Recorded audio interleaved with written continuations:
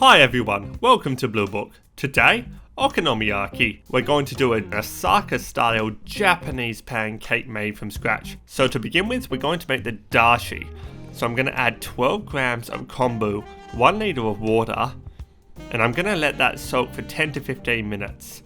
And then I'm going to heat it to 75 degrees. Now as soon as it hits that temperature, pour in your Bonito flakes.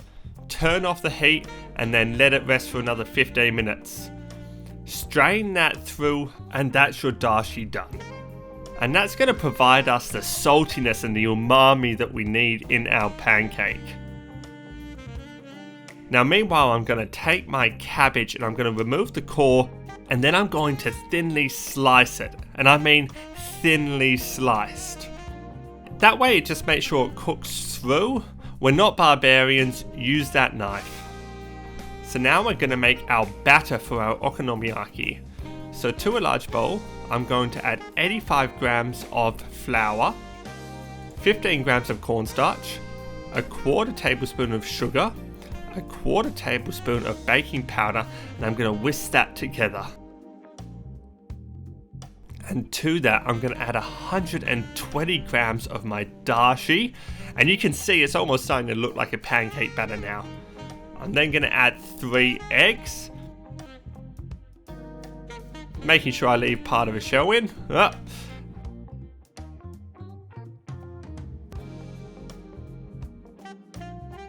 Now, okonomiyaki literally means the things you like, cooked or fried.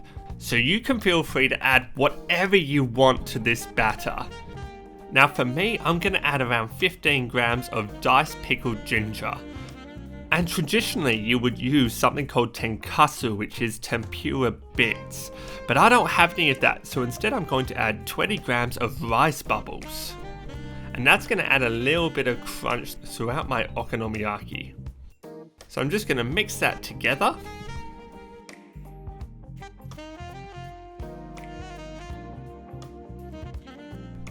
And then I'm going to add my nice sliced cabbage, mix that together.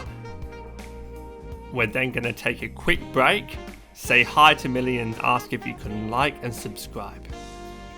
Now then I'm just going to add a little extra spring onions just because I had some lying around. And then I'm going to put that to the side and work on my okonomiyaki sauce.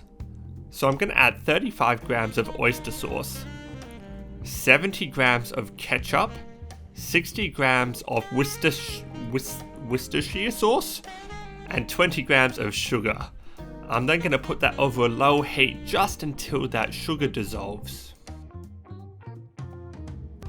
Now on a medium-low heat with a neutral oil on a non-stick skillet, I'm going to add a good handful of my okonomiyaki batter, making sure at this point you do not flatten it down. We want it to be nice and high, and that's going to let it steam.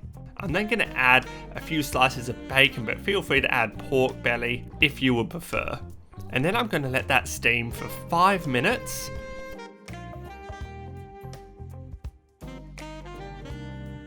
Before flipping that over.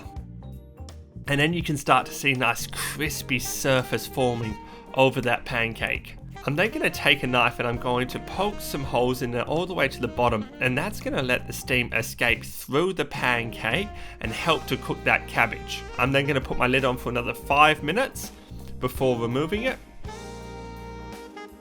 Now once that's done, it's essentially cooked, but what I want to do is I want to re-crispen up that batter.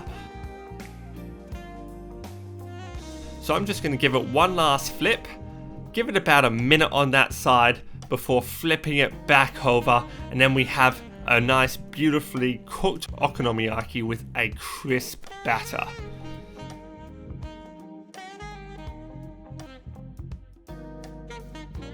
Now on that crispy surface we're going to add all our sauce. You really want to be as generous as you can be, this sauce is to die for. I'm then going to add some Japanese mayo. And I'm going to get a little pretentious with my skewer here and just give us a few little decorations. Look, doesn't look too bad if I say so myself. Now, Just make sure when you serve this, just take your plate and just cover the bottom with okonomiyaki sauce before placing your pancake on top. And sprinkling that with dried seaweed or a nori. And then adding some more dried bonito flakes, and the heat from the okonomiyaki is going to make these dance. Look at how beautiful that is. And that's it. Osaka style okonomiyaki from scratch. Now this is one of my favorite dishes. Every bite is just a boost of umami, and really you don't feel that heavy after eating it, but it will fill you up very quickly. And that's it. Leave a comment in the description telling me what style of okonomiyaki you like best. I'll see you next time. Have a darn good week.